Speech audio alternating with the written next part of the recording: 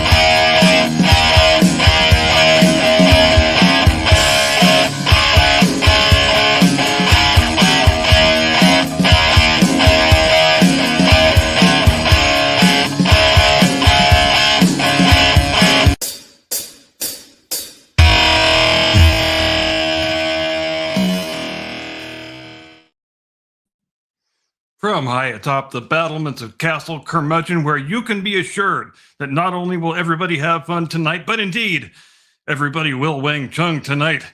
Good evening, Mr. and Mrs. America, and all ships in the Strait of Hormuz. Welcome to the Blast Radius. We could not be happier to have you with us. In fact, there is a non-zero chance that we might shit ourselves with glee. So what are we talking about tonight? Well, I don't have a field guide for you. I don't have a news roundup or a top 100 list, but you know what I do have? I got some things I want to get off my chest. So, which should we do first, war or wrestling?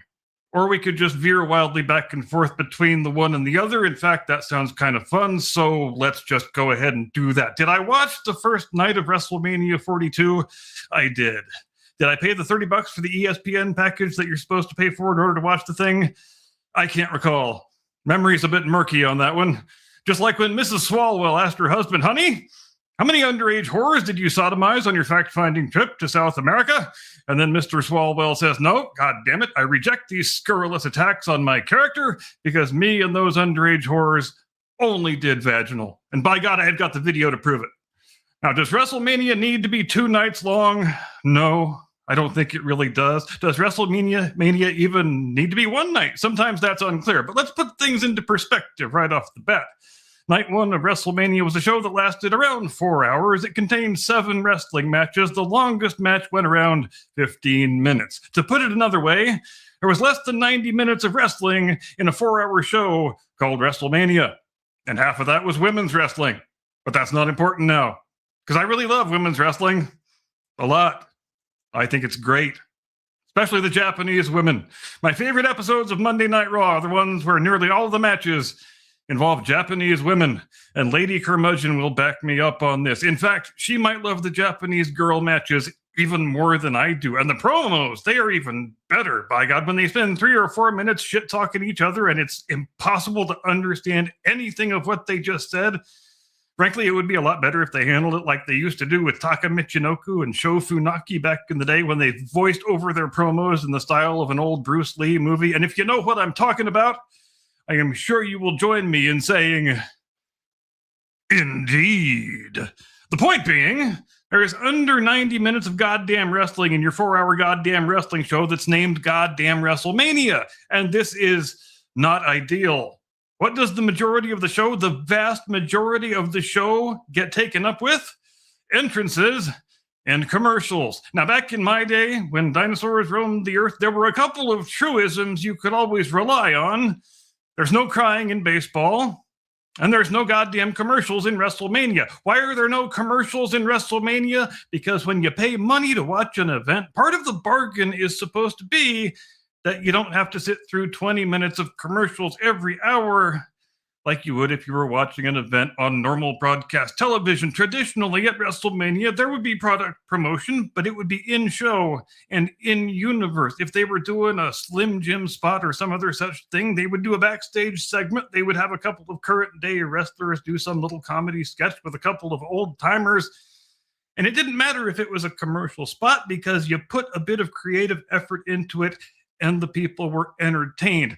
That is a decidedly different thing than charging $30 to watch an event and still having the same amount of commercials that you do on your weekly broadcast shows. And hey, call me a party pooper. It wouldn't be the first time, but maybe, just maybe, not every performer needs to have a 4-minute, 5-minute long entrance, because I'm going to let you in on a secret. When you're doing a 6-man tag match, or a 6-lady tag match, as the case may be, and then all 6 of them enter separately, and each one's got a 4-minute walk-up, that is nearly 1/2 hour of entrances, which looks even sillier when it winds up being like a 9-minute match, is all I'm saying.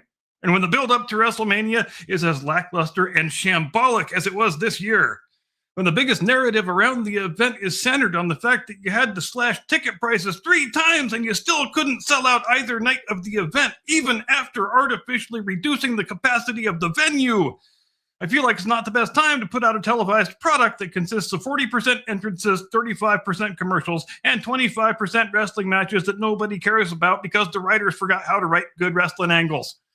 But as important as that all is, we need to talk about Iran. Because I think it's time to be honest about the fact that this thing has not played out in a strategically optimal fashion. I mean, let's call things what they are. When you launch a decapitation strike, it typically is not with the intent of leaving a regime in place. When you launch a decapitation strike, you're trying to do a very specific thing. You're trying to create a power vacuum in the hopes that somebody better than the last guy is well positioned to fill said vacuum and begin wielding power in a more agreeable, more rational, more civilized fashion. Would it have been great if things worked out that way in this case? Yes, obviously it would have, but they did not. And we do ourselves no favors by not confronting that fact head on. Bottom line, if at the end of this thing, the Islamic Republic of Iran remains extant and we find ourselves accepting their assurances on anything, this reporter would have an extremely difficult time characterizing that as a victory. In fact, as far as I'm concerned, the Islamic Republic of Iran earned the right to be destroyed when they kidnapped U.S. diplomats from a U.S. embassy and tortured them for 444 days.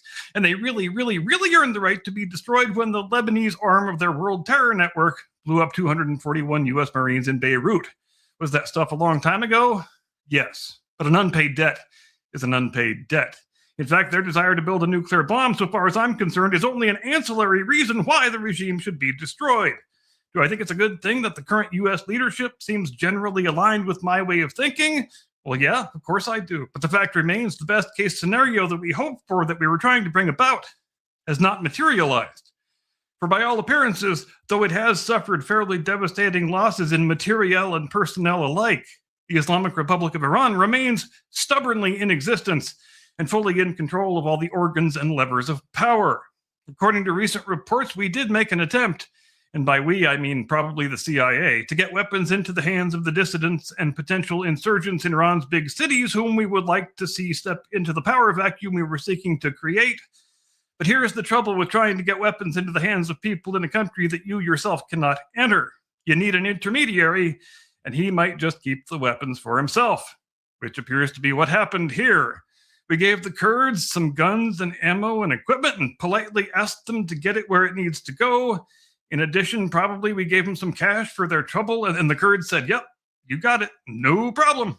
We will transport this stuff to where you want it to go, and we will not keep any of it for ourselves.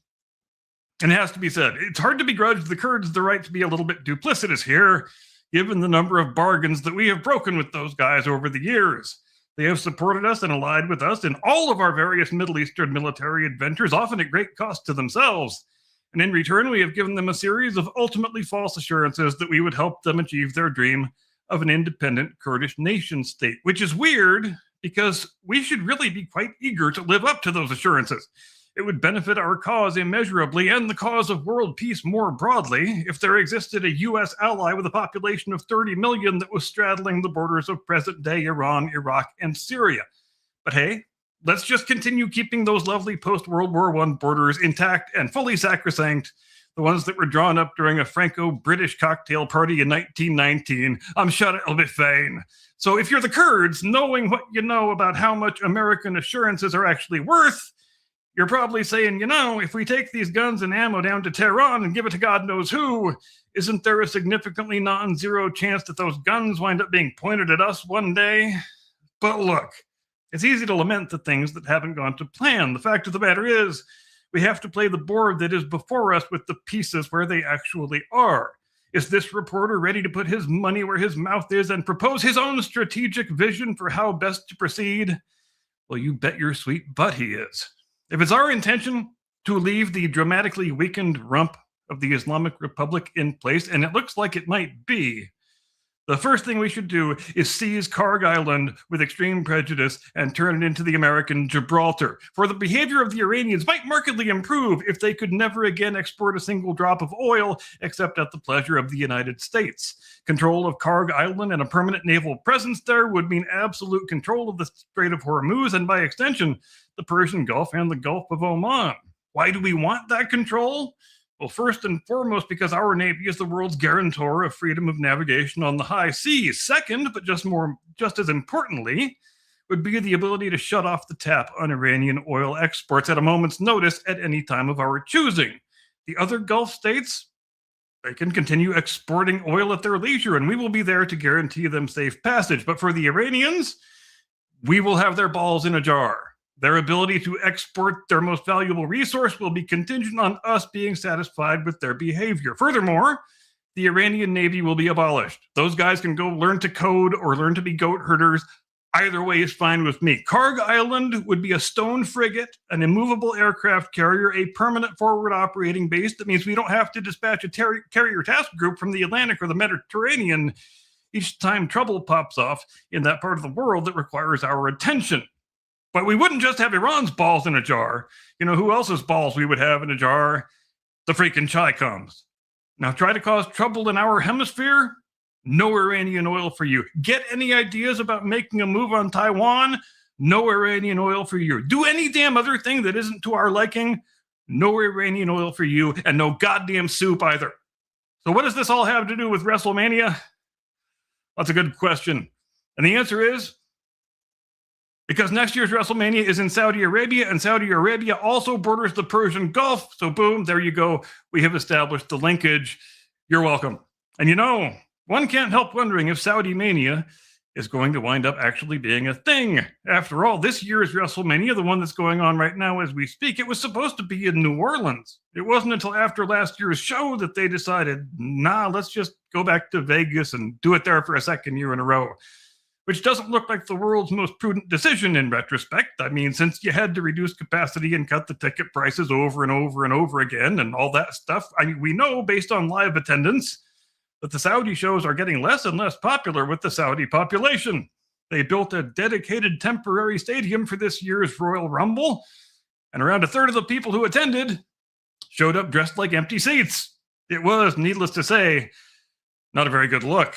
Now, if the hope was that lots of Westerners were going to go on holiday to Saudi Arabia to see the big wrestling show, well, it would seem that hope lies in ruins. And what an unexpected development that is, because who in their right mind wouldn't want to take a lovely vacation to the glorious Arabian Peninsula? I would think and this is just a guess, I'm not claiming to have any special insight, that WWE and its corporate overlords are desperate for an excuse to get out of having to go through with Saudi Mania next year.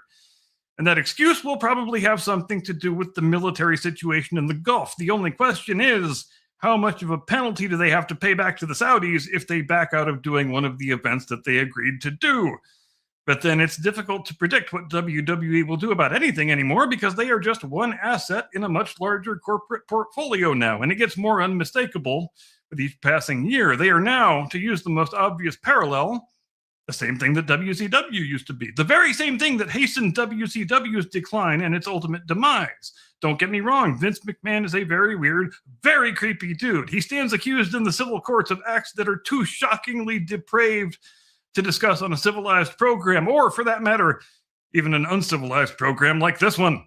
But when Vince McMahon was, to use the fashionable industry parlance, the final boss, so to speak, when he was the ultimate decision maker on all matters great and small, those decisions were being made by a wrestling promoter who didn't have any other job except being a wrestling promoter and occasionally taking a Stone Cold Stunner and a chair shot to the head every so often. But that's not important now. The important thing is things change, and they change rather markedly when that decision-making authority passes out of the hands of the third-generation pro wrestling impresario and into the hands of a corporate board of professional venture capitalists for whom the wrestling promotion is merely a set of figures on a big balance sheet. Vince McMahon understood certain things that have quickly been lost, and to the company's detriment. He may have been willing to cross just about every line of good taste and social propriety that ever existed, but he was also insistent, intransigent even, that the events have to be within the price range of normal people to attend, and families with kids in particular, because you can't build a multi-generational audience without that. But the new decision makers, the TKO Incorporated bros, Ari Emanuel and his friends, they look at Vince's books and they go, this guy was an idiot. He wasn't maximizing his ticket revenue as much as he could have been. What a dope. And these people don't give a shit about the product. They are not wrestling fans. They are not running a family business. All they see is a world defined by wringing every last dollar out of your asset portfolio that can possibly be wrung out of it. And if the asset starts underperforming because you wrecked it with your cynicism and your short-sightedness, who cares? Just dump it and go get a better, shinier, prettier asset to take its place, just like politicians do with their wives. And speaking of that, I think a lot of people are checking their watches to see how long Mrs. Swalwell is going to hang around. I mean, it's one thing to live with the knowledge that your husband is a serial philanderer, but it's a whole other thing to find out he's basically the bastard love child of Bill Cosby and Harvey Weinstein. It'll be fun, though, I think, to watch the lengths to which the media Democrat complex goes to pretend that Swalwell never existed, because you know they are going to memory hole this guy quicker than you can say, what in the name of Anthony Weiner is going on here? And all of his friends who are running for re-election, all the people who knew him best and spent the most time around him, they will swear up and down that they never saw any indication that he wasn't a devoted husband and a fine, upstanding public servant. Not even the weird Sonny Crockett Stubblebeard raised any suspicions.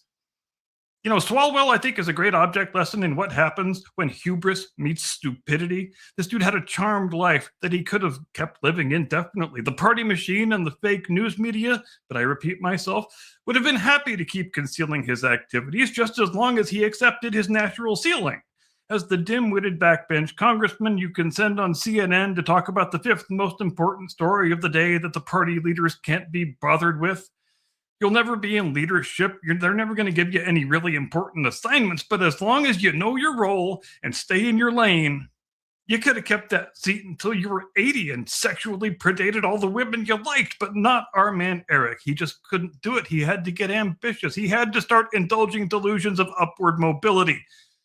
And then he became an inconvenience to the very same party machine that protected him all those years. One almost wishes one could be a fly on the wall in the room where Pelosi gave the order to defenestrate his goofy ass, and the room where she ordered the hit on Joe Biden. I think it was the same room. Do you think it's the same room where Mr. Pelosi hangs out when he decides to stay home and get hammered? Let's put it to a vote in the chat, shall we? And in the meantime, that is just about all I've got, which means it is time for me to convey you into the custody of my distinguished colleague, your illustrious co-host, the one and only Mr. Caucasian Sasquatch. Nuke incoming!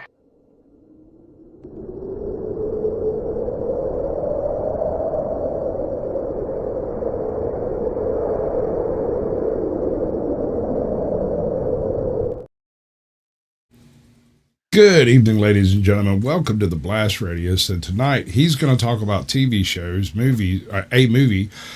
I'm going to talk about random stuff that crosses my mind. And I've got one video about a chick who doesn't believe in taxes. Go figure. Full circle on that left side, right? So, what's up, Cap? How are we doing today? Is it true if I decamp to a different country, then I don't owe my taxes anymore? I imagine they'll accept those taxes just as readily as the IRS. Because damn it, that's the way it should work. I don't particularly disagree, but I am absolutely in love with this idea. What's the name of that island? In the Hormuz? The Strait? Oh, Karg. Karg, that's right. That's right. Okay. So I had heard Karg mentioned, but I didn't realize that it was an island. I thought it was like a city or something like that, right? Well, yeah. It was just in passing. The way it works basically is Iran has no deep water ports on their Persian Gulf coast, so it's impossible to load up big oil tankers. But but there are deep water anchorages around Karg Island. So what they've done is built oil pumps, underneath the strait out to the island, and that is where the oil tankers park to take their loads on and then depart out through the strait and the Gulf ultimately. So you grab Karg Island, like I said, you've got their balls in a jar. You control the whole thing. They never send out a single drop of oil that isn't at your pleasure, and I think that's probably the road of ruthlessness that we would do well to go down. Right. Okay. No, I don't disagree. I had thought there were 2 deep water ports over there, but there's not even one. Not to my knowledge, no. Okay. Yeah, they had the so they basically had the engineering challenge of do we dig ourselves some deep water ports, or do we just use the island and build some pipes out there? And they ultimately opted to do the latter. Yeah. But yeah, it is, you want to talk about a choke point. That island is even a bigger choke point than the Strait of Hormuz itself, because that's where the whole kit and caboodle happens, man. Is that's 100% of the supply comes out of that little island. So go freaking grab it. Yeah, I had heard someone else make a similar, or I guess in retrospect, it was exactly the same strategic decision. He was like, "Nah, dude, you take Karg, it's not a problem." And I was like, "What would it take to take Karg?" I thought he was talking about a city, right? Like a port was what I was thinking. And he's like, "Probably fucking SEAL Team 6 and 2 Marine units, and we got it."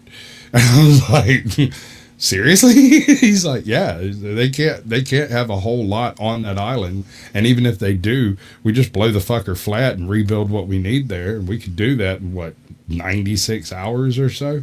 He's like, either way, it closes everything down, and it's no longer a problem in any direction ever again. We just own it. Yeah, I say we voted in as a 52nd state. Taking it would be no problem, like you said. We would want to hold the shit out of that thing. Like I said, make it a stone frigate, make it an unsinkable aircraft carrier, make it a permanent forward operating base. In addition to having all of their oil supply in your grip and having that under your control, it also, in strategic terms, just makes everything easier when trouble pops off in that area of the world. Because, like I said, you don't need to send a fucking carrier task group every time, because you've got your stone frigate out there with all the assets already on it that you need. And boy, would that advance the cause of world peace, in my opinion. Right. I don't disagree. So an interesting conundrum occurred with my autism. I was looking at various things like the price of oil by the barrel and the price of gas, and noticed a distinct disjunction between the two. And I'm wondering if I may have sussed out the reason why. You did notice that the price of oil went down, like $26 a barrel or something like that, $16 a barrel? Yep. And there was typically, when that happens, since our refinery capacity is still exactly what it was before, that would imply a drop in price 3 to 5 days later, right? Didn't happen. I mean, there was a drop, but it wasn't commensurate with the drop in the price per barrel. And I got looking at it and was like, that's weird. It's like somebody's got their thumb on the scale or something, right? Well, there's two ways to finance an invasion. One is by cutting as much fat off of it as you can at the outset. And the other is to offset the cost of said mobility through basically probably unconstitutional market manipulation. But hypothetically speaking, if somebody wanted to, I don't know, invade Cuba, how would you offset the price of doing that? One of the ways would be to kind of hold the levers of power a little bit longer on the price of crude. And that would have a trickle down effect on your entire infrastructure delivering into an island that's 300 miles off the coast of Florida or something like that? 90. Can't remember. 90 miles. Oh, wow. Fucking shit. 90 miles off the coast of Florida. And you can put a whole mountain of freaking, third mountain division in the Cuban jungle so fast to make your head spin, right? Sure. And poof, we've got yet another unsinkable aircraft carrier sitting in the Gulf of America, just guarding our interest. Yeah. What you reckon? I mean, look at how valuable and convenient of an asset it's been having Guantanamo for all these years, that we pay $1 for rent every year and they don't even cash the check. Imagine having a friendly government in Cuba and being able to expand that footprint and that capability. And yeah, you could expand it from a little tiny foothold to a really big, glorious stone frigate, unsinkable aircraft carrier. And yeah, it sounds like just a trifling little distance, 90, 100 miles. But when you can project power that much further out, that makes a difference. It always makes a difference. You want to project power out as far as you possibly can. And that's kind of in keeping with why I want to go grab that damn little island. Right. Well, there's a whole different side to the Cuba question. Cuba is not a small place. It's a fairly densely populated nation, and they're not uncultured swine like some would have you believe. They are actually fairly well educated Western civilians. And hold on, I have a donation. Scotty Waddles, thank you, sir. Much love. I'm going to give you Anna. You want Anna? You're getting Anna. Give me the money. Give me the money. Okay. Okay. Scotty Thank Waddles, you, sir. You are a legend, my friend. And on your end too. Lovely. Thanks, we both buddy. respect you and think, oh yeah, we'll do that. That's another good one. Yeah, I love you. This one's for you, buddy. Nice. This one's for you, buddy. Nice. Absolutely. That's how it's done right there. That's beautiful. So with Cuba, if you were to eliminate the sanctions and simply open it as a nation, there would be a ginormous explosion of trade and interaction and movement and money and tourism. And there would be unbelievable amount of tourism. There would be a big sucking sound of that entire island just freaking absorbing money. Yes. Yeah. And hand over fist, blank check. Yeah. God, man. Open up those casinos again, get some U.S. tourism going. You tell me how quickly they'd forget the Castros. Right? So imagine, if you will, rather than it being merely freed, as it were, because as I understand it, the guy who's running the joint now isn't quite as much of a Castro as Castro was. So, some things have improved, some things have not. But that I mean, we're just about in the third generation of the revolution now, aren't we? Moist. And so it would be very interesting to see, say, I don't know, a democratically elected president take over current command of their military and infrastructure, and what that would look like in its aftermath. Not only would it be a license for them to print American money, but it would also be, like you said, a projection of power closer to South America, and something a lot of people don't get. That 90 miles doesn't sound like a whole bunch, but you're talking 280 miles to the nearest airstrip that can lift off a C-130. And you take that same C-130 and put it on Cuba and lift it off, and we've projected 140 miles further easily. Yep.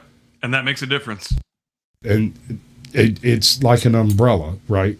The ability to drop a spooky on somebody's head, anywhere within that distance, means that everybody who's being shisty has to keep looking up.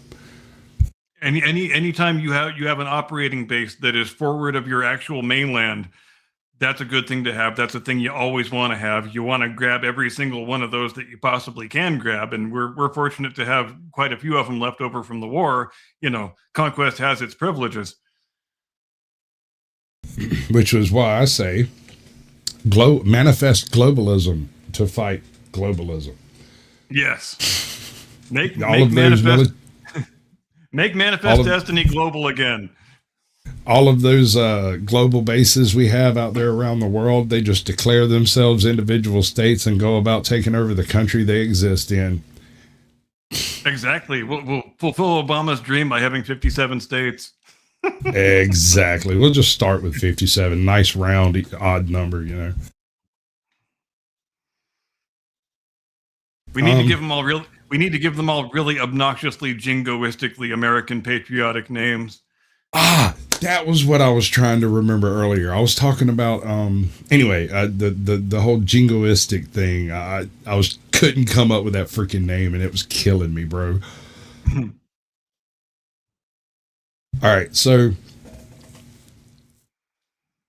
before we get into the whole Nuremberg thing, because I'm pretty sure that's going to take a pretty good chunk of this,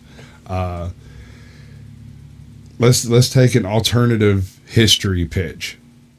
Okay. Right? World War I, lines are being drawn on the map. Palestine is included, and includes Syria right next to them. Includes a bit of that and a bit of this, and doesn't piss anyone off, right? If there was a Palestine structure in place today, would there be this entire shenanigans going on between these two nations? It's one of those questions that it's impossible to answer without pissing someone off.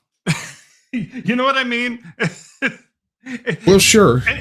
Anything I say here, somebody in the chat is going to hate me, but that's fine. I'm used to it. And I'm not sure if that question permits of an easy answer, because the fact of the matter is, whether anybody wants to acknowledge it or admit it or not, the idea of a Palestinian identity as the idea of Palestinians being a distinct ethnic group really doesn't emerge except as opposition to the existence of the state of Israel starting in 1948. And if, correct me if I'm wrong, the lines that were drawn on the map post-war pretty much erased Palestine as a thought process, displacing most of them into Syria. Correct? That is the one. Syria is the one that's next to Jerusalem. Israel. I don't think the boundaries of the Palestinian mandate actually changed. I guess they must have. But the main thing that arose from the Versailles Treaty are the current boundaries, which are the most nonsensical boundaries in the world, of Iran, Iraq, and Syria.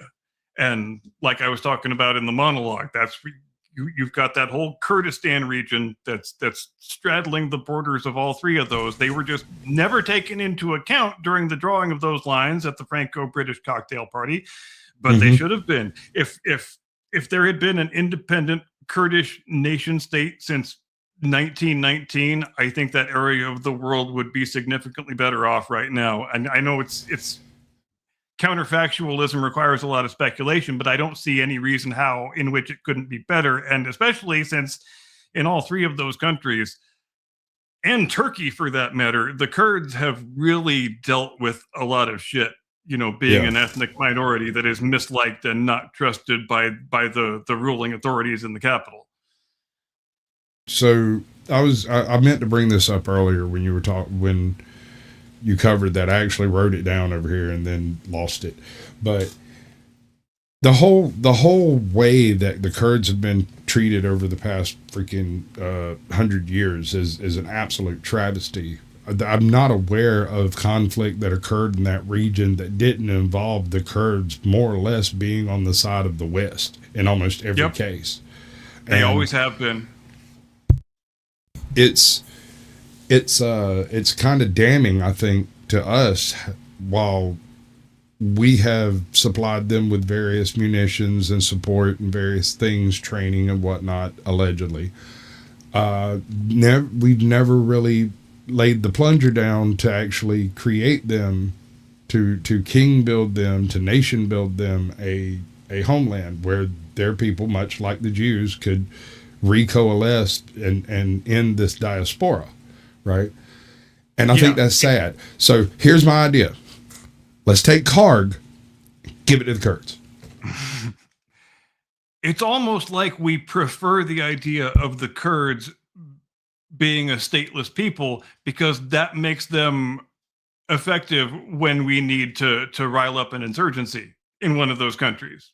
If they had their own dedicated nation state, they would have no reason to be insurgents. They wouldn't be an oppressed minority, and sometimes they wouldn't be as convenient for our purposes when we decide to have a new military adventure in that region for one reason or another. And I could totally picture our establishment thinking that way. And the result, of course, as you say, has been completely awful, and it's really a shameful chapter in our own diplomatic history because we have made assurances to those people. We've made assurances over and over and over and over again that we've never lived up to. And that's why I said in the monologue that you can't begrudge these people, I don't think, the right to maybe keep some of those weapons for themselves, because who knows what the Americans are actually going to do afterward. It doesn't matter what they say now. They're never. It's almost the same way we dealt with. It's almost the same way we dealt with the fucking Indians. That's what I was going to say. That would be like getting upset because a handful of Apaches kept a few of our guns this go round, right? We're dealing with cartels and stuff, and we somehow get the Apaches involved in the deal.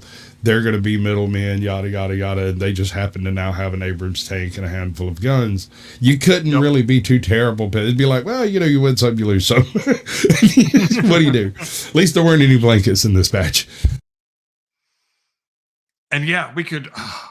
Man, that was a costly cocktail party, because wouldn't it look so much nicer if there was a nice, stable U.S. ally, 30 million in population, right in the middle of that whole powder keg, keeping things nice and calm and serene with their own military forces and everything. As I understand it, that's kind of the idea that they had with putting Israel there and doing everything that's been done since then, was to keep their dirty little fingers in the region without having to really explain why.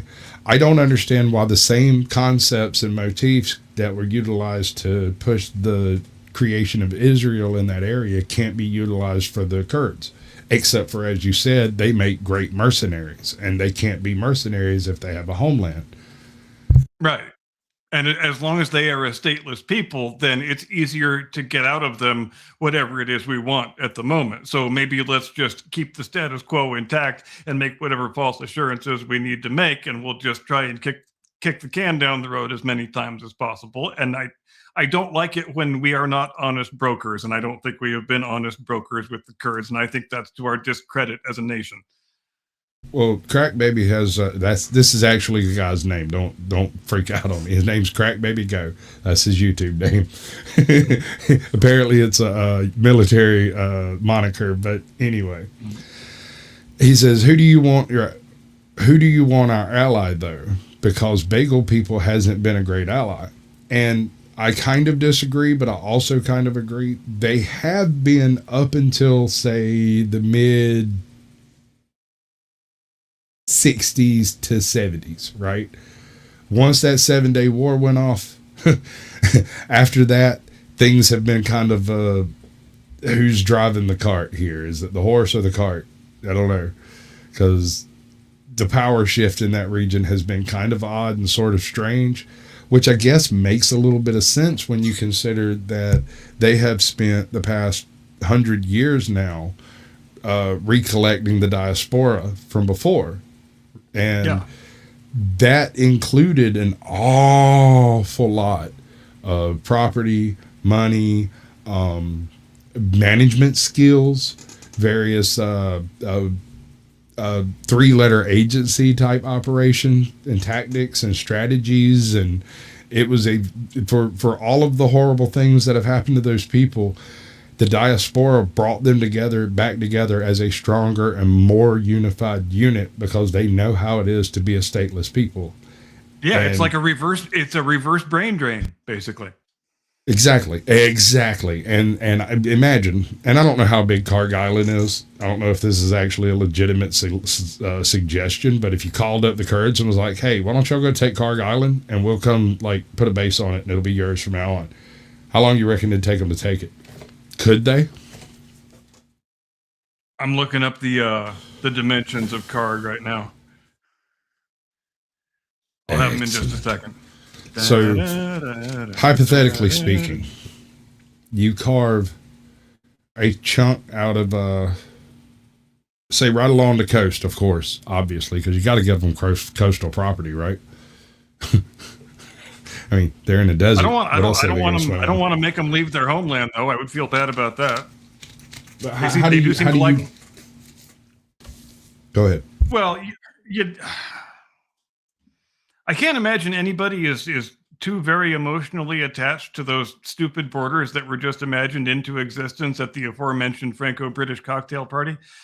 But I think if you gave an attractive enough package and offered it to the leaders of Syria, whoever they are, and Iran and Iraq, we should be able to get agreement from Iraq, since they're a government that we installed. I would like to think that way.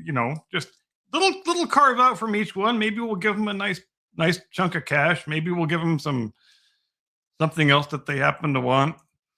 Maybe we'll give them infrastructure. Maybe we'll give them favorable trade deals to build new, much needed infrastructure, or send scientists and experts to help them with something they need help with and do it free of charge. There's plenty of ways to talk people into giving a little chunk of their country up that they're not using anyway. They don't really want to have much to do with the Kurds. There is a reason why the Kurds live mostly autonomously off by themselves.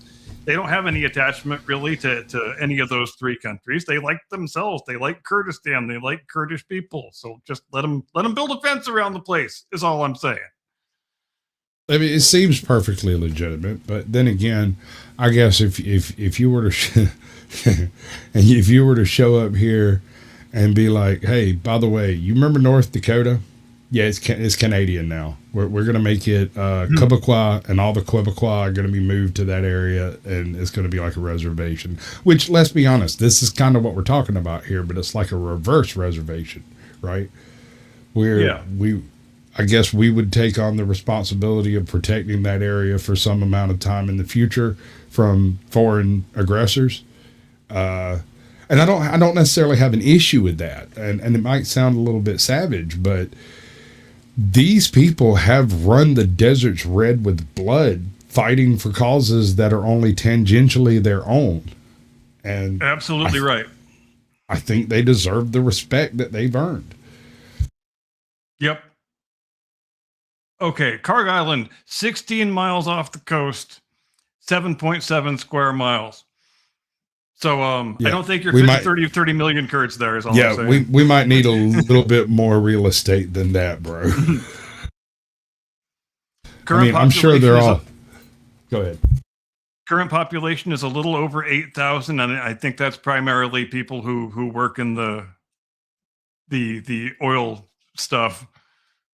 Half of them are Americans. Yeah, that technical term, oil stuff. Anyway, you know what I mean. Most of them labor in support of the loading and offloading of oil tankers, shall we say? I guess mostly the loading. So yeah, logistics. You build pipes 16 miles out to the island, and you pump all the oil out there, and the tankers park, and you load them up. Seize that little island. Like I said, balls in a jar, testicles in a vice. Any metaphor you want to use, they are completely. And if we're, like I said, if I don't think it's a good idea to leave the Islamic Republic in place, but if we are settled on that's what we're actually going to do, then you have to grab that island. You can't not grab that island, is what I'm saying. If you're going to leave the Islamic Republic in place.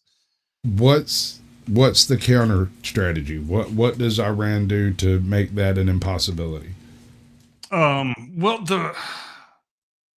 the basic rebuttal to the idea is that the island is too small and too close to the coast in order to effectively defend it when there are, hostile forces sitting right on the mainland. But that ultimately, I think, would be a function of how effectively we have decimated their ability to make war.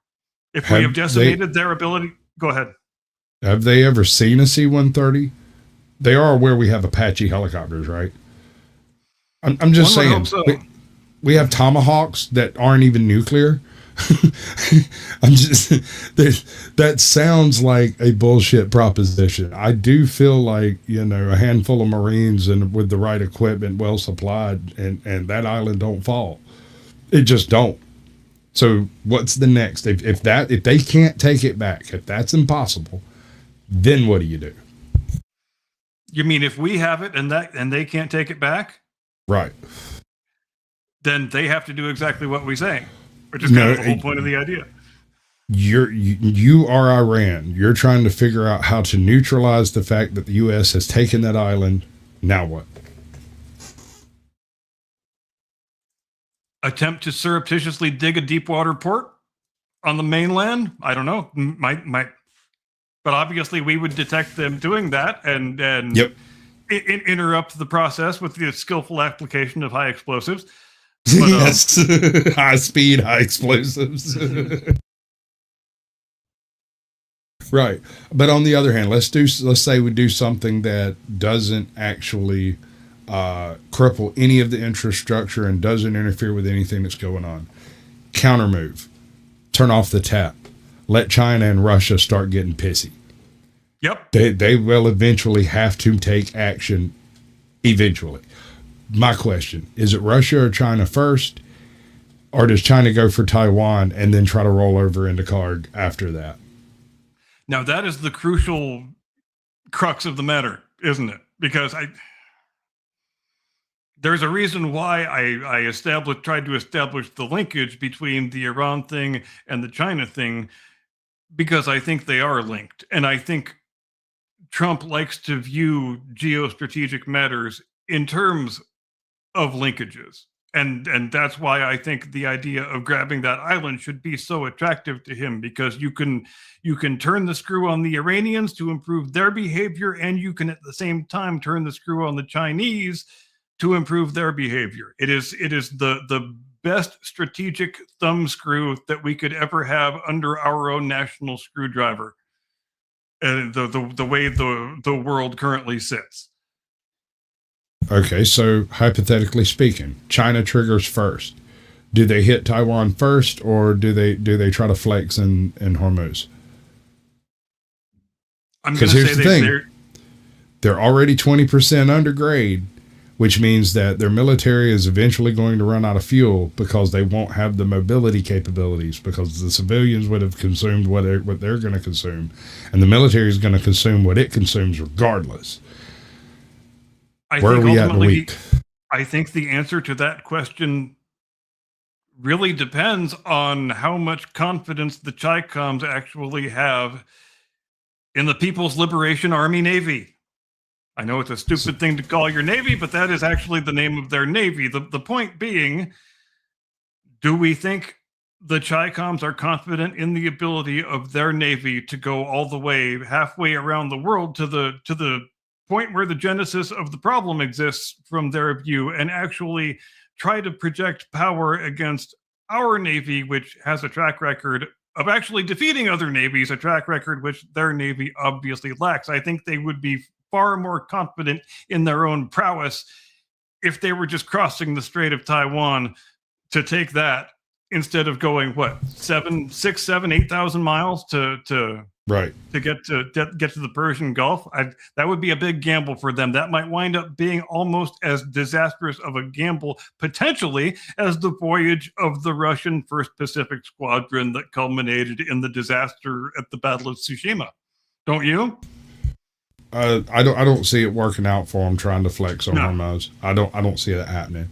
On the other hand, I don't see Russia being in a position to do much of dick about it.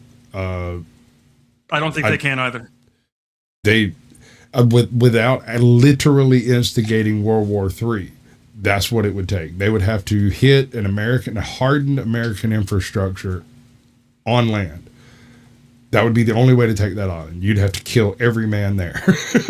Yep. There'd be almost no survivors, and you that would create a situation very much like the aftermath of Pearl Harbor. You would have every red-blooded American, regardless of skin color, that can pick up a rifle going and signing up because that shit was dirty and it shouldn't have happened. Even given the economic warfare that we're currently waging against an entire world. And let's bear in mind also that forgot what I was going to say. Go ahead. It's there is a pretty, it can be taken, right? Like if you throw enough meat at the machinery, you can grind the gears. I don't know if they have that much meat in Iran that's willing to run straight into machine gun fire. But we have largely mechanized our murder on an industrial scale. And as sad and depressing as that idea might be, it does function effectively as a projection of our instincts and ideals into enemy territory that they can't deal with. It seems remarkable since you brought up, the whole idea of human wave attacks. It seems remarkable that as brand new as the Islamic Republic of Iran was in 1980-81, just a year or two old, that they were still able to get that many young men to participate in human wave attacks. I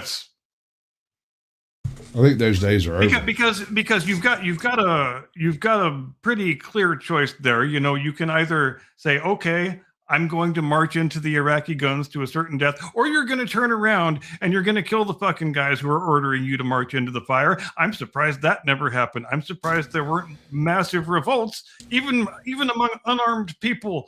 If there's that many of them and they all decide they want to kill you, they're probably going to succeed, even if you've got guns and they don't. Sure, some of them will fall, but fewer than if they actually try and go charging the Iraqi machine guns with no weapons in their hands. It seems like trying to kill their commanders would be a much safer bet, is all I'm saying. Also, if they go attack the Iraqis, they die tired. Over here, we could die rested. Yeah, and there's that.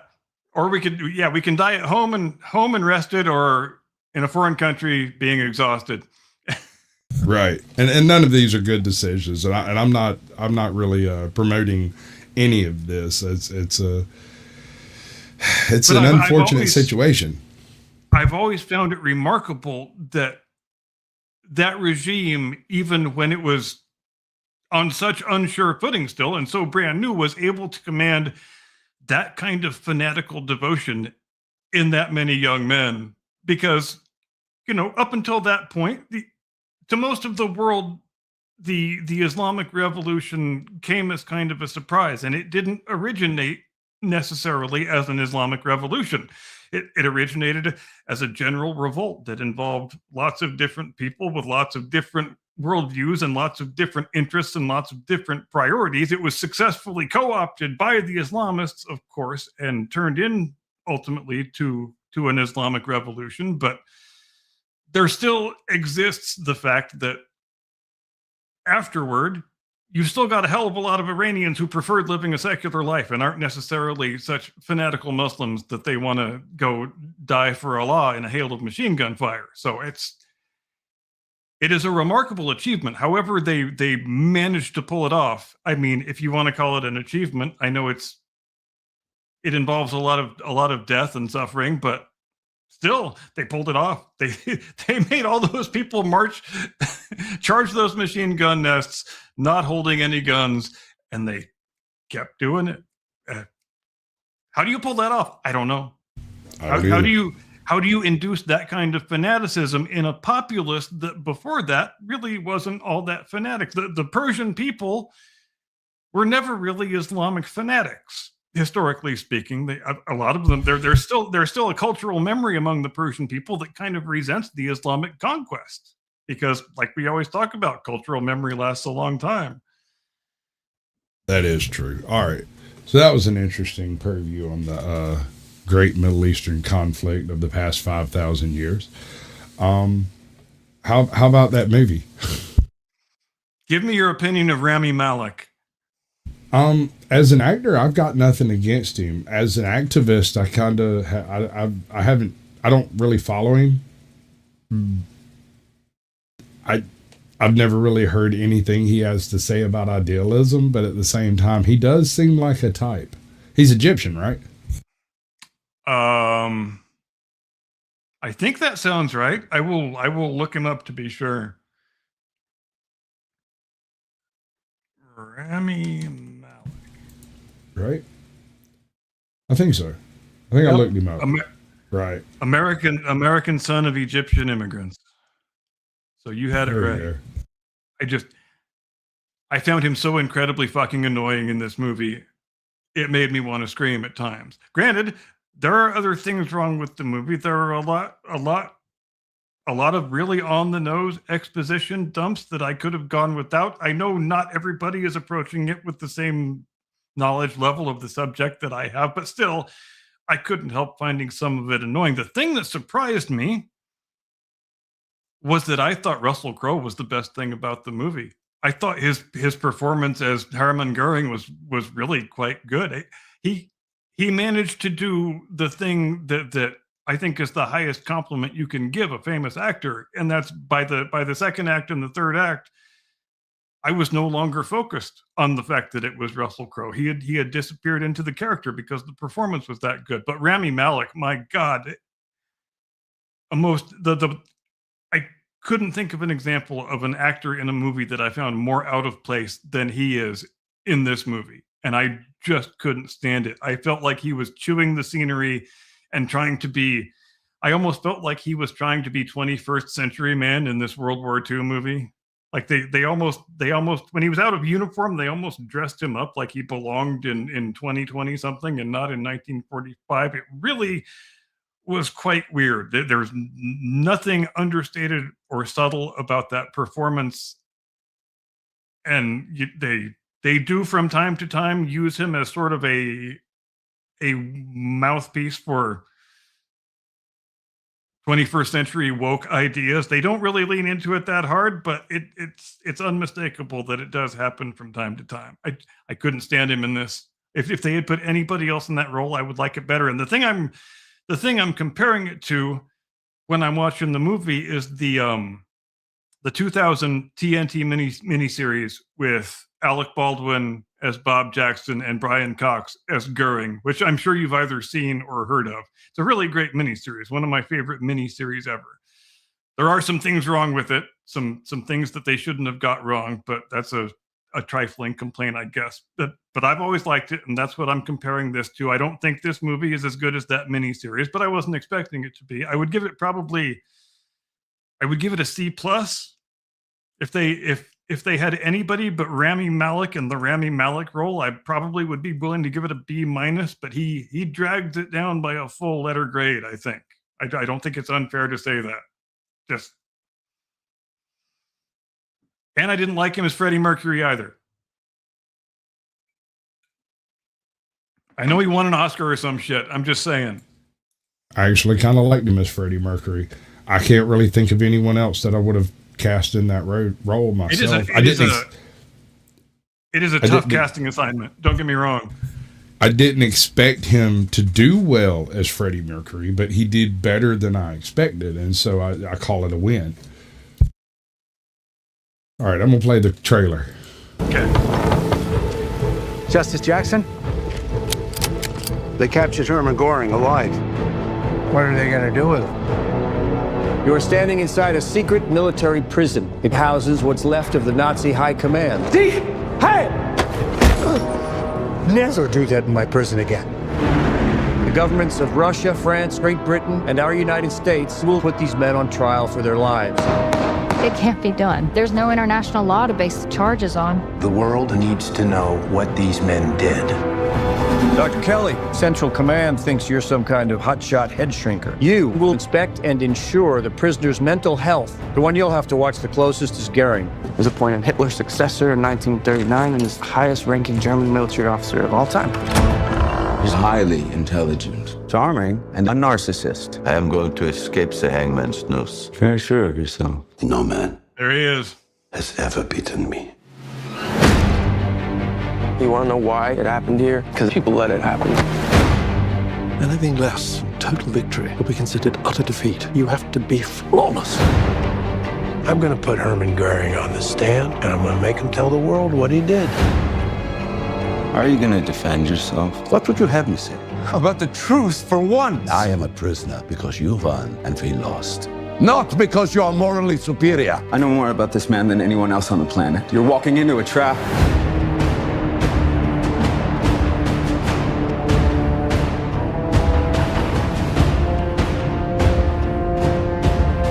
We are able to do away with domestic tyranny only when we make all men answerable to the law. So that it can never happen again. All right. Some of the casting I really liked. I liked, for example, it never would have occurred to me to cast Michael Shannon as Bob Jackson, but I think it was an interesting choice that wound up working out. He didn't do the mustache. I wish he would have done the mustache, but he really, from certain angles, kind of resembles him more than I ever would have guessed. That was a good cast. Some of the casting is quite weird. John Slattery as Colonel Andrus seems totally out of left field. Colonel Andrus did not have gray hair. He always wore his helmet. Slattery never wears his helmet, which you're portraying a guy who always wore a helmet. I want you to wear the damn helmet. Can we have that much historical accuracy at least? I know you want everyone to see that it's John Slattery, but come on. Give me the basic level of attention to detail. Let him wear the helmet. He was very fastidious about wearing his helmet. He would be outraged to be portrayed otherwise, is all I'm saying. He'd say he was out of uniform. He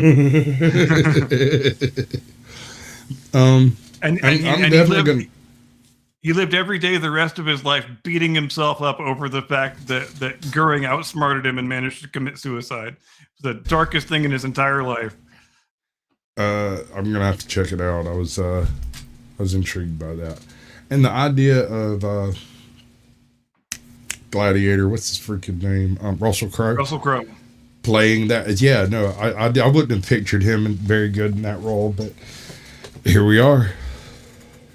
Yeah, I mean it's not your natural instinct getting an Australian to play German, but I'll be damned if he didn't pull it off. Pulled it off really. I'm not even particularly a Russell Crowe fan, but I thought he did really, really well with this. Well, that's how I feel about the other guy playing the Freddie Mercury. I wasn't a huge fan of his, and I didn't expect very much of him. And then if nothing else, he certainly put his heart into it. And that's a difficult role to play too, because Goering was a very charismatic personality and a very bright man and very complicated man and difficult to figure out. You have to you take that role and you kind of have to. I think you have to probably go down some rabbit holes that you would prefer not to go down when you're trying to inhabit a figure of such unmistakably monstrous evil, but also you have to try and humanize him because he's a human being. I mean, his wife and kids love him. No matter what he's done to the Jews, his wife and kids still love him. You have to depict that. That's part of the history, right? So, and yes, to play the character, you have to try and nail both sides of it. I'm sure the instinct is to just play the evil man as evil, but life is not as simple as we would like it to be. A lot of evil men have been very well liked by their wives and kids. as much as we would like it to be otherwise, that's how it is. It turns out that monsters aren't actually monstrous. They look like your next door neighbor named Bob. Yep. Yeah, they are not always two-dimensional caricatures, as much as we might like them to be, as much as we might find that reassuring.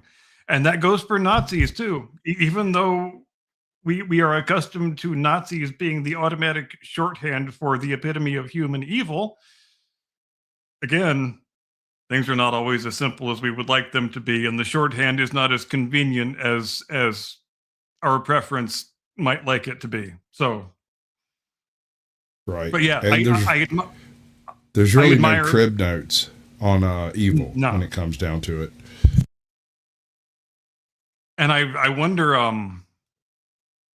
how closely Russell Crowe studied the Brian Cox performance from the TNT miniseries. I would think probably pretty closely, because I think he did take some things from it, but it wasn't an imitation. I think he probably approached it about as well as it can be approached. And I came away, like I said, much more impressed than I was expecting to be. I thought it was really an outstanding performance on his part, which is strange because the few reviews that I had read back when the picture came out in the theaters seemed to indicate that the Russell Crowe performance wasn't very good, and I didn't find that at all. I thought it was the best thing about the picture.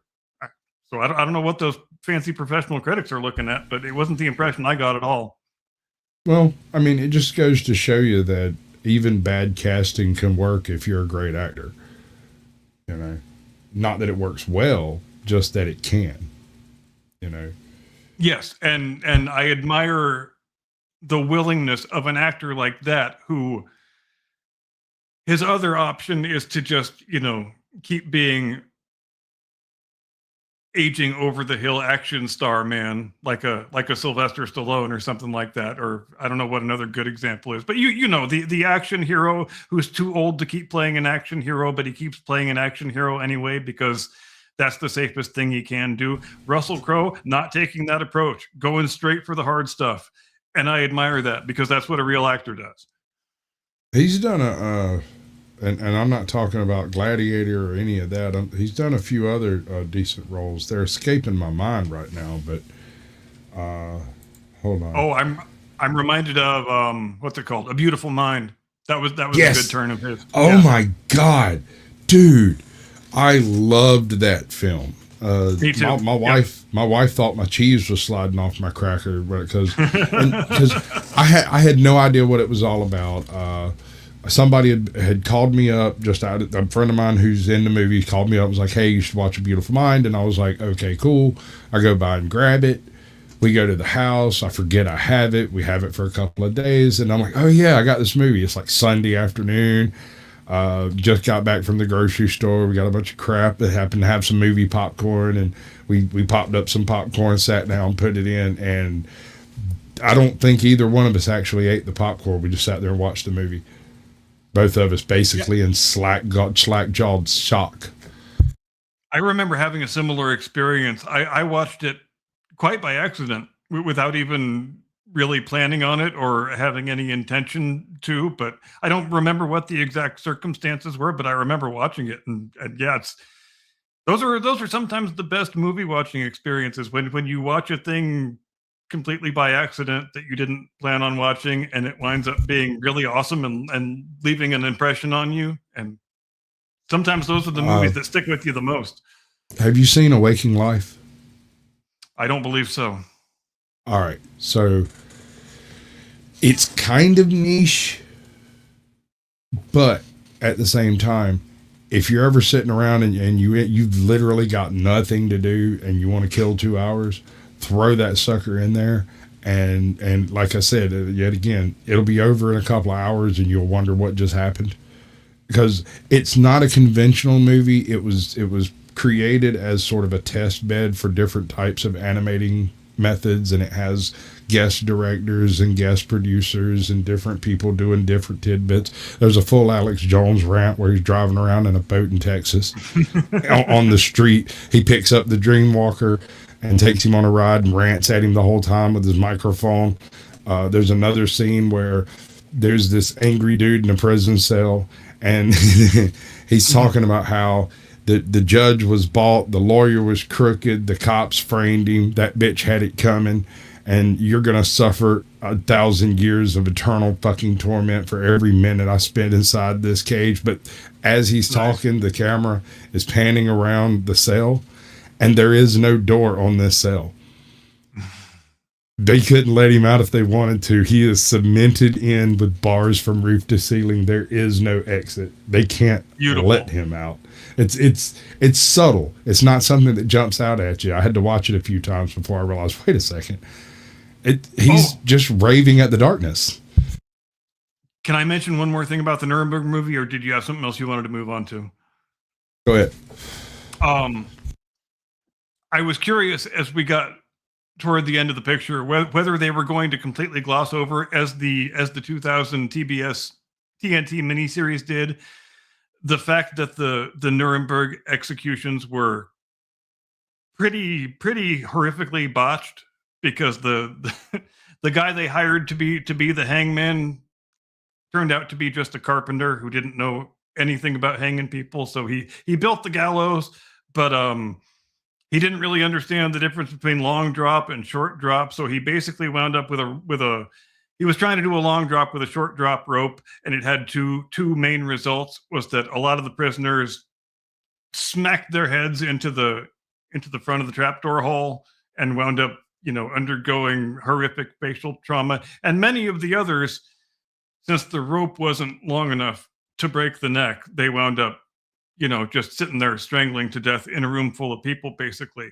And I thought at first that this new movie was going to gloss over it as the earlier miniseries did, but they kind of did allude to it just a little bit. They show the first execution, which was Julius Streicher, the publisher of Der Stürmer. And so they drop him through the door, and he's kind of still squirming on the end of the line, and the hangman actually descends the stairs, walks in front of all the people, and goes up and actually yanks on his legs until his neck snaps. And that wasn't the only time he had to do that day. And I was glad they didn't gloss over the subject completely. Obviously, you can't show it in its full detail because that would be too horrific, but just they gave us just a little taste of the fact that was really an horrific experience for the people who had to sit there and watch all of those executions, most of which involved blunt force cranial trauma and slow strangulation. But it couldn't happen to a nicer group of guys, so there you have it. Right? That's are you sure that was an error? I mean, you raised a fair point. May not have been an error. I mean, maybe the most valuable troll in the past 10,000 years. I don't know. I mean, I know there are lots of different specialties in the military, but I should feel like an army that can pull off Operation Overlord should be able to find a sergeant who knows how to hang a dude.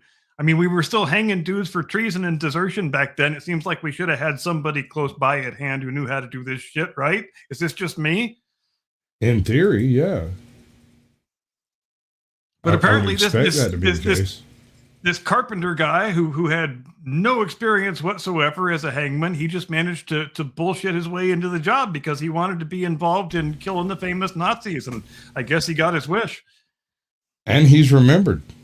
We got to find his name. Yep.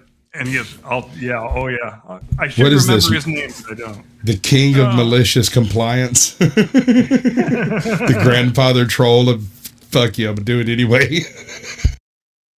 Got it. You want me to read this out? Go ahead. John C. Woods was the United States Army Master Sergeant who, along with Assistant Joseph Malta, executed 10 high-ranking Nazi officials on 16 October 1946 following the Nuremberg trials. Known for his proud demeanor, Woods was a controversial figure who allegedly botched several hangings, causing slow strangulation rather than quick death.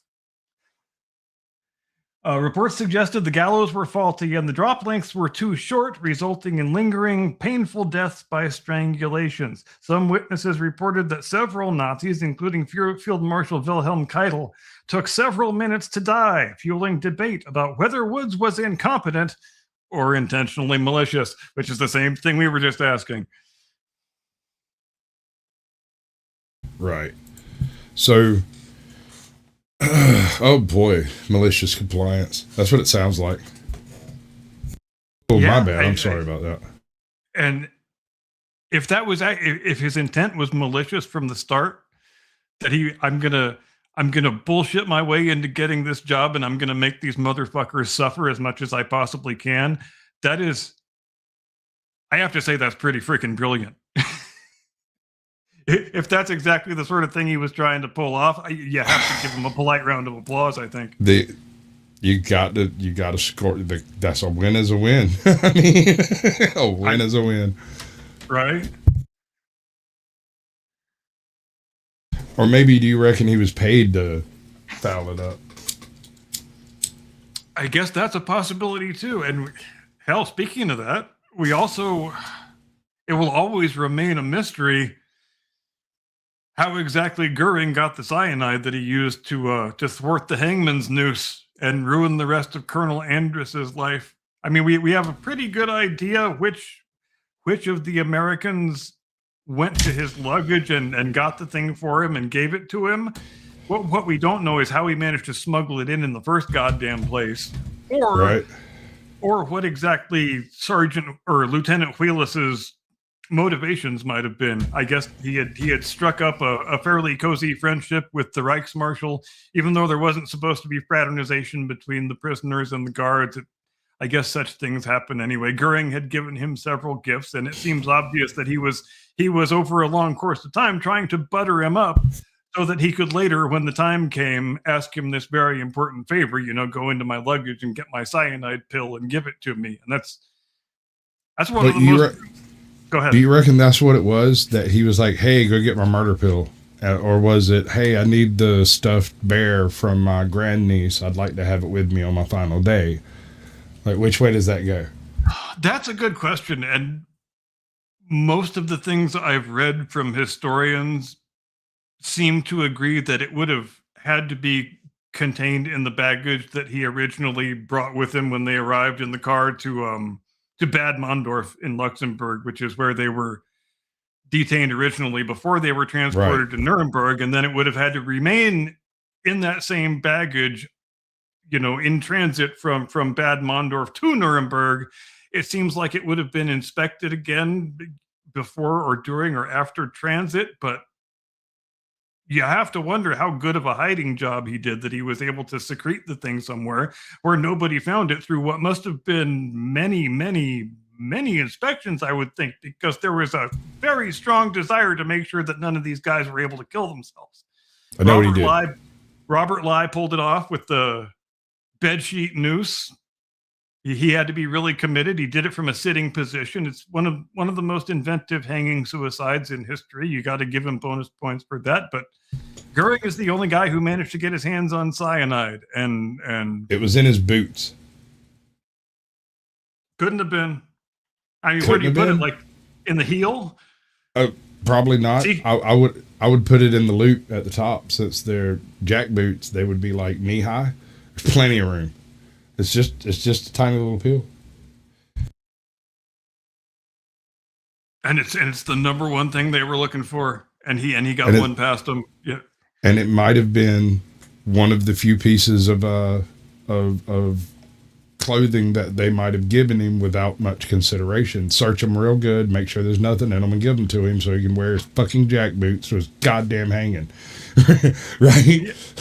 And it's like we were talking about before, even though the man obviously is the embodiment of pure evil and malevolence, you also can't help admiring him on some level, because he knew as soon as he was in that prison that he was going to die. They were going to hang him. There was nothing could happen in the courtroom that was going to forestall that eventuality, but he still gave himself such a spirited defense that pretty much everybody agreed that he made fools out of the prosecutors. But he, even though he knew there was no chance of saving himself, he did it anyway. He took the approach that, the best thing I've got is to put this trial on record and defend myself as spiritedly as possible. And maybe in retrospect, then people will start to see my point about the fact that this is not a a legitimate tribunal with a legitimate legal basis, which still, you have to say, remains a valid complaint. Everybody agrees with the result, but we were basically inventing law out of whole cloth here. You know, you want to see a reenactment of the Boston Tea Party done by a liberal woman? Yes. I screwed the pooch. I'm a terrible producer. My bad. Well, I was having a fun, great day at work until the government pissed me off because I had to file my taxes, and I want to die now because all you bitches that are always up in my comments said, oh my God, you don't claim your taxes. I know you don't claim your taxes. One, I do claim my taxes because Mama's been trying to buy a house for about 2-3 years now, and so it's always been up and down, so I've been claiming almost every single dollar that I ever make so that I can get approved for a house and I can make enough money and qualify and all that fun, great stuff. So y'all ready for the grand reveal? Y'all ready? Guess how much money I owe in taxes? Don't want to know. I literally shit my pants. I just had to hit my garden stick to elevate the heart rate, but y'all want to know how much? $17,000. 17,000,000.00. I don't really know the change exactly. I do have a meeting with my tax lady in just a few hours here, but oh my gosh, I want to shit my pants. That's so much fucking money. And you know what? I don't own a house. I don't own a car. I mean, I own my car, but I don't own a house. I don't own anything crazy. I would be negative money after paying my taxes, and I don't have any. So I just want to know, how the does one owe so much money in taxes when they got no money? Well, judging how incredibly annoying you are. I love that clip. Were you playing that on high speed, or was she really talking that fast? No, I don't think she does breathe, and I think her. No, that's her. That's just it. That's the way it plays. That is for reals. That is a rapid talking chick, dude.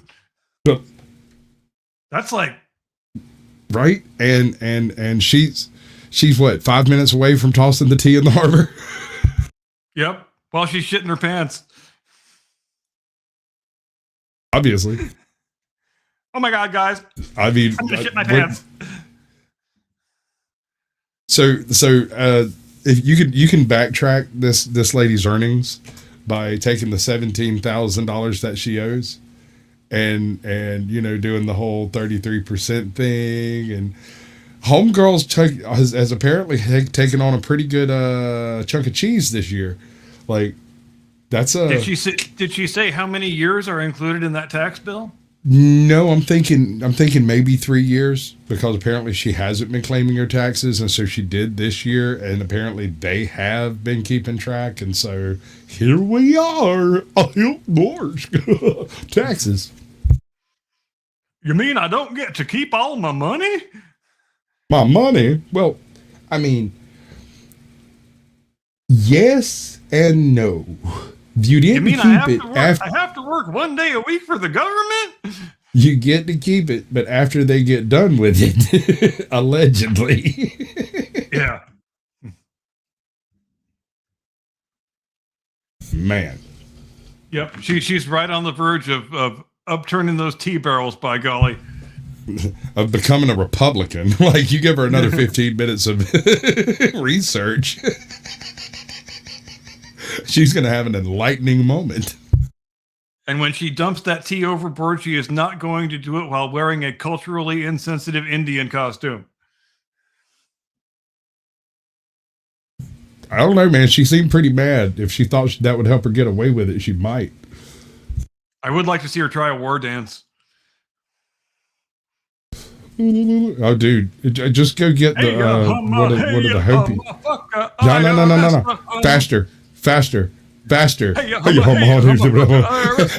be like those stupid cartoons from back in the day when they were like, hey, hurry up, and they'd fucking double the speed of it. I seriously thought you were playing that on 1 1/4 speed. I swear to God. I'm dead serious. That is straight up how she talks. That's not even a thing, bro. Like, I'll hear. About 2-3 years now, and so it's always been up and down, so I've been claiming almost every single dollar that I ever make so that I can get approved for a house and I can make enough money and qualify and all that fun, great stuff. So you're ready for the grand reveal? Y'all ready? Guess how That's much money crazy. I owe in taxes? That's wild. Don't want to know. I literally shit my pants. I just had to hit my garden stick to elevate the heart rate. But y'all want to know how much? $17,000. Normal. Perfectly normal. She didn't speed it up. I didn't speed it up. She's just that incensed. She keeps talking until there is not an ounce of oxygen left in her lungs. And then she goes, and then does it again. And I bet her boyfriend loves it. Oh, I know. Wouldn't it be great to come home to that every single day? Can you just imagine how joyous that is? Hi, honey. Tell me about your day. And she shuts up 78 minutes later. Well, I woke up this morning and I got stepped my toe and I stepped on a Lego and I got to deal with some of this climate change. And, you know, Trump is terrible and I hate that man and everything he does is absolutely terrible in this world. And oh, and did you hear about this? And hear about this? And you hear about this? And you hear about this? And oh my God. And, oh, let me tell you about my lunch. Just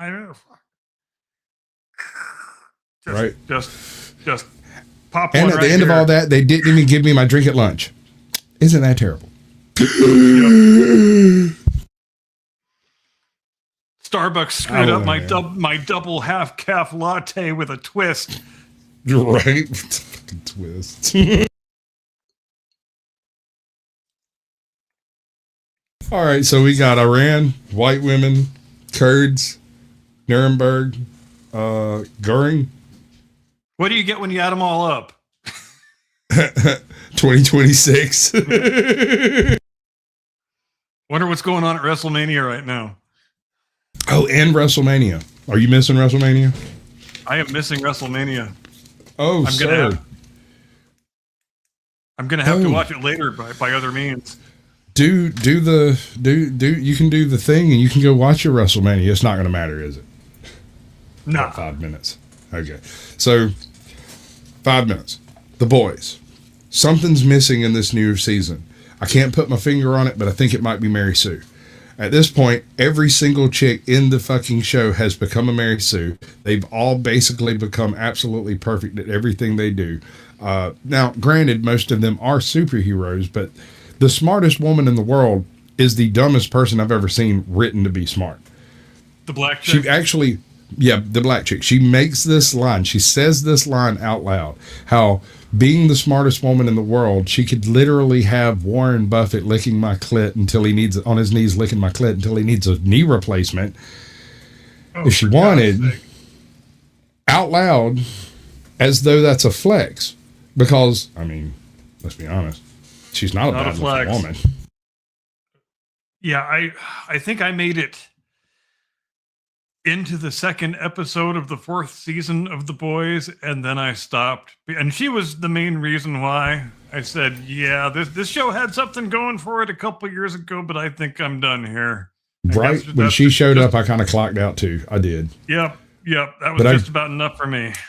I give it 3 Smarmalades out of 5. So that woman is Smarmalade. That's a good call. We haven't had a good Smarmalade reference for some weeks now, so good job. Yeah, I don't know what's missing in it. I do know that for the first time, and well, not the first time, the good guys are bad guys. The bad guys are not so bad guys, except the worst guys. And I get this really strong feeling of Trump bad throughout the entire thing, although they have excised all of the mentionings of anything related to Trump. Right. And the bad guys are never really bad because they've had a troubled upbringing and it's not really their fault. Right. And that's part of what gets me on this is they're all going through their little trauma scripts and victim narratives and stuff. And you're supposed to infer their victimhood from the things that they say. But you're a fucking superhero. Even if your superpower is being a smart, super sassy black lady who don't need no man for nothing. Except for apparently, flicking your bean for you. Yeah. What's Homelander up to these days? Oh, is it that time? Ladies and gentlemen, thanks ever so much for joining us here on the Blast Radius tonight. It was such a joy and a delight to have you. Hope you enjoyed the monologue. Hope you enjoyed the discussion. Hope you have a fantastic day tomorrow and an edifying day on Tuesday and a very satisfying Wednesday. and a great remainder of your week as well. We will see you back here next Sunday, 8 Eastern, 5 Pacific. As we do, we'll have more stuff to talk about. Don't you worry. See you next time. Get off my lawn. Give me the money. Give me the money, okay? I need you to work this Saturday. No problem. I might be late, though. The transports are slow on weekends. What time will you get here? Monday.